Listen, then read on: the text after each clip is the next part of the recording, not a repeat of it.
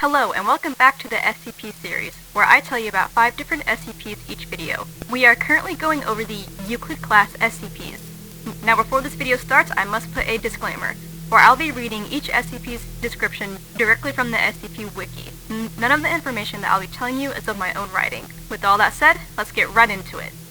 SCP-015 is a mass of pipes, vents, boilers, and other various plumbing apparatus completely filling a warehouse in. The pipes appear to grow when not under observation, attempting to connect to nearby structures via sewer systems and underground plumbing. SCP-015 contains, at current estimate, over 190 kilometers or 120 miles of pipes ranging in diameter from 2.5 cm to over 1 meter. Some pipes appear new, while others are rusted and leaking. Pipes have been reported as being made of bone, wood, steel, crushed ash, human flesh, glass, and granite. No pipes composed of lead, PVC plastic, copper, or any other traditional material for the production of pipes have been found. SCP-015 reacts to tools and aggression. Any personnel acting violently, carrying tools, or attempting to damage or repair SCP-015 in any way will trigger a reaction. Any pipes near the subject will burst, spraying on the subject for several seconds before the flow suddenly stops. Pipes have been reported containing oil, mercury, rats, a species of insects not yet identified, ground glass, seawater, entrails, and molten iron. Pipes will continue to burst around the subject until death or retreat. SCP-015 was cut back to its current structure after attaching to 11 other structures in the area. Currently, 11 personnel have been killed and 20 more are still missing. Reports have been made of banging and screaming coming from within SCP-015. SCP-668 is a 33 cm or 13-inch chef's knife with a rosewood handle and full tank construction, crafted at some point from the late 1930s to the early 1940s. When first acquired by field operatives, SCP-668 was in badly rusted condition, with heavy pitting from bloodstains and other bodily fluids trapped in micro crevices within the blade. Following thorough analysis, these irregularities were removed for aesthetic purposes. This has had negligible, if any, effect on SCP-668's special properties. The first record appearance of SCP-668 was in the 1960s during the infamous Data Expunged case. Data Expunged, a New York woman living alone, was allegedly raped and murdered by subject Data Expunged. Despite the fact that 38 witnesses reported hearing the attack, none of them attempted to aid the young woman for over 6 hours, until her eventual death. Whether the item received its properties due to this event or whether it had them beforehand is a matter of debate. What is clear, however, is its current properties. When carried by a human or humanoid entity with violent intent towards another human or humanoid entity, SCP-668 broadcasts a psychic signal that renders all sentient beings with a psionic resistance index of 97 or lower incapable of assisting the victim. Affected entities report a sudden sense of apathy while under SCP-668's influence. Sensory input is not affected, and affected entities report feeling revulsion and horror, but are simply incapable of acting, even indirectly, to assist the victim. Meanwhile, it renders the victim incapable of defending themselves against their attacker.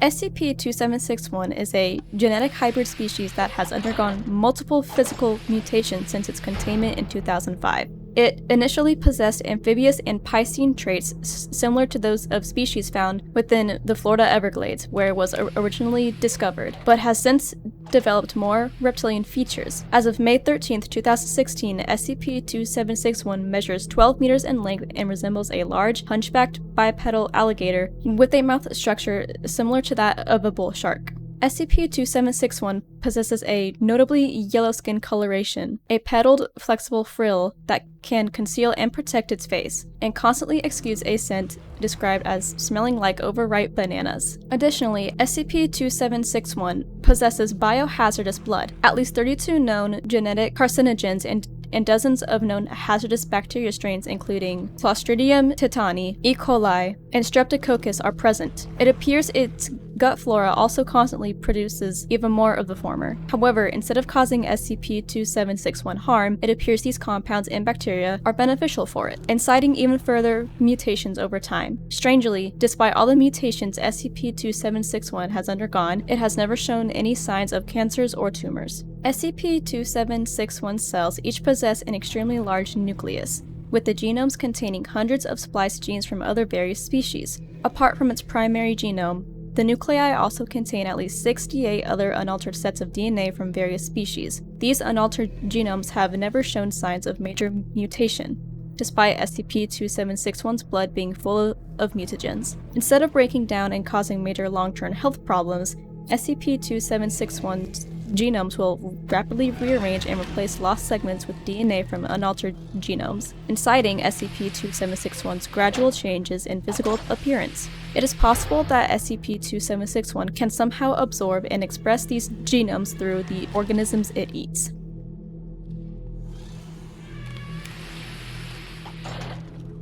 SCP-008 is a complex prion, samples of which are stored in each of the known G2 sites. Research into SCP-008 is highly classified and primarily aimed at preventing research which may lead to the synthesis of SCP-008 in the distant future. Traits of the SCP-008 prion include 100% infectiousness, 100% lethality, transmission through exposed mucous membranes in all bodily fluids, not airborne or waterborne. Symptoms of infection with SCP-008 manifest no more than 3 hours after exposure, and include flu-like symptoms with high fever plus severe dementia in later stages, coma onset approximately 20 hours after first symptoms appear and 12 hours after noticeable dementia. Coma onset will be considered onset of death. A period of sporadic cellular necrosis occurs which comes to resemble gangrene. Surviving tissue assumes its original function and is highly resilient.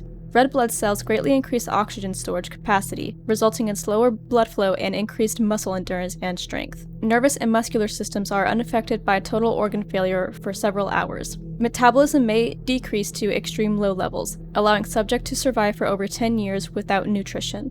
High blood viscosity results in negligible blood flow from gunshot puncture and slashing injuries. Conditioned behavior, motor controls, and instinctive behavioral mechanisms are damaged, and cognitive abilities are severely erratic. Animals experience excessive brain necrosis and are inactive. Subject can adapt to its damaged nervous system but is limited to basic physical activities, including standing up, balancing on 2 legs, walking, biting, grabbing, and crawling. Subject will energetically move towards sights, sounds, and smells it associates with living humans. Subject will attempt to ingest living humans if physical contact is made. Neutralizing fully infected subjects requires significant cranial trauma. Physically, SCP-513 is an unremarkable rusty cowbell. No marks or engravings are visible on its surface due to large amounts of corrosion. Attempts to remove the rust chemically or mechanically have had no success. SCP-513 was recovered by Agent while carrying out Containment Reestablishment Procedure MU at Site. SCP-513's clapper was firmly held in place by several strips of duct tape. A single scrap of paper was found along with SCP-513. Reading, "You've seen it, now he can hear you. You've touched it, now he can see you. Never ring it, if you hear it, he can touch you."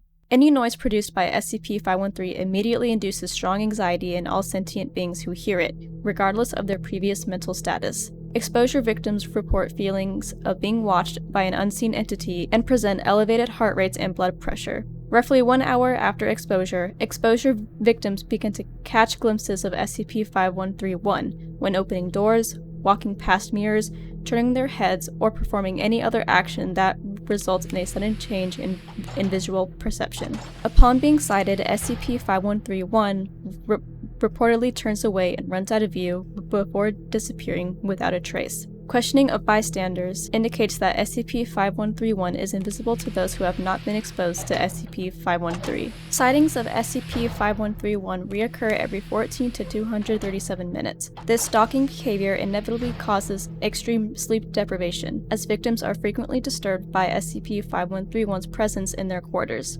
Victims able to fall asleep before SCP-5131's appearance report being physically assaulted by it. Upon the victim's awakening, SCP-5131 flees as usual. This sleep deprivation, along with the mental stress caused by SCP-5131's behavior, invariably induces paranoia, aggression, hypervigilance, and depression. All test cases but one have ended with the test subject's suicide. Descriptions of SCP-5131's appearance are largely unreliable. Test subjects are unable to provide complete accountings of sightings due to their exhaustion, degraded mental health, and disruptive hypervigilance. However, all interrogations thus far indicate that SCP-5131 is a tall, emaciated humanoid with abnormally large hands.